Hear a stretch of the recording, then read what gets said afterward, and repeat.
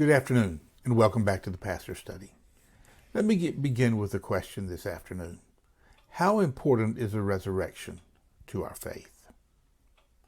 That may sound like a strange question coming from someone who is an evangelical, Pentecostal, charismatic, and yet for many people that is a question.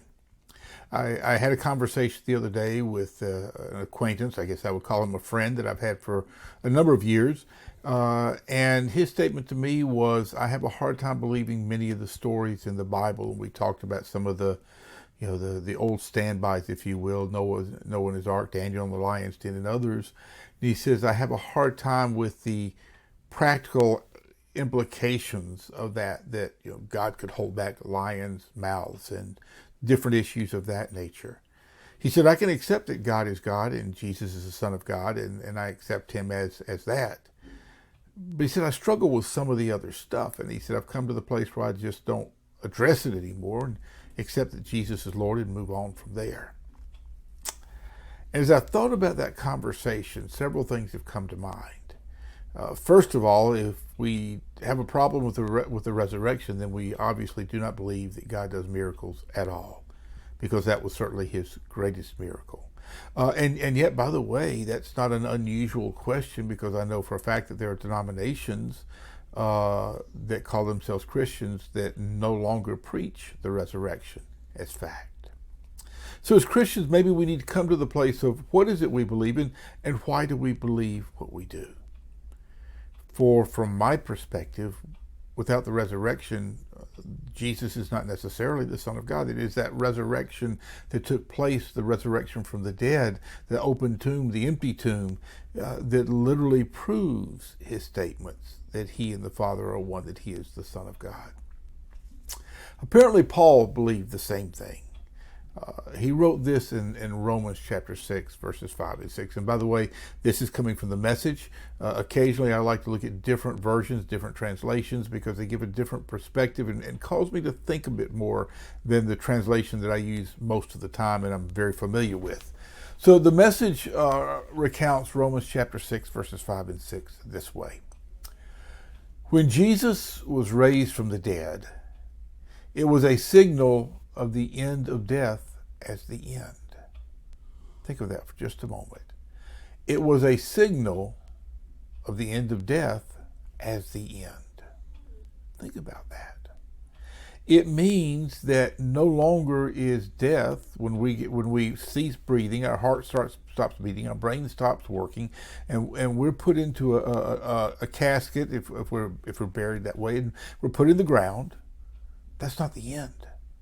Because the resurrection proves to us there's something beyond that. There's something further. It was an exploding flare announcing to all the sincere seekers and believers that it was safe to believe. That comes from one of my favorite authors.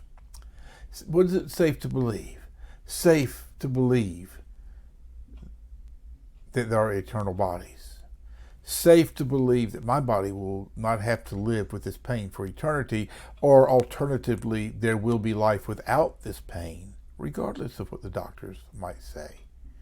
Safe to believe where questions and fears of the world around us, of our finances, of all the things that are taking place right now, the potential for nuclear attack that the social scientists are telling us are closer than any time since the Cuban Missile Crisis in the 60s.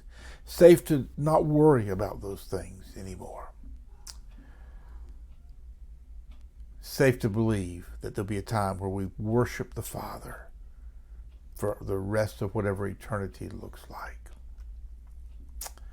Safe to believe that miracles take place. Safe to believe that God really is my Jehovah Jireh, that he will and does provide for my needs. Safe to believe that I can have peace in the midst of whatever storm I'm in, whether it's a hurricane coming up the coast or whether it's the storms of life that sometimes threaten to overwhelm us. You see, if we can accept the resurrection, it is safe to accept the rest of the story.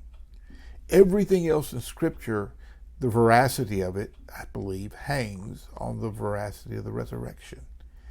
If we cannot believe in that, then we genuinely can't believe in anything else either. However, there is ample testimony to the empty tomb. Not only the disciples' autobiographies that we find in the Gospels, but there are extra biblical, that is, writings outside of Scripture from that day that attest to it as well. And it was accepted by many of that day as well. On top of that, how do you write such things as the graves were open and people known to be dead were seen in Jerusalem if it didn't actually happen? I mean, that would be too quick to call into question. And yet that's exactly what the gospel writers included in their stories. So let me leave you with this thought. Where do you stand on the resurrection? Do you believe it took place? Or are you perhaps like my friend who simply ceased to think about it so that you don't have to think about it? Let me suggest to you that it's a critical part, or it needs to be and should be a critical part of your faith. Have a great day, and I look forward to seeing you next week back in the Pastor Study.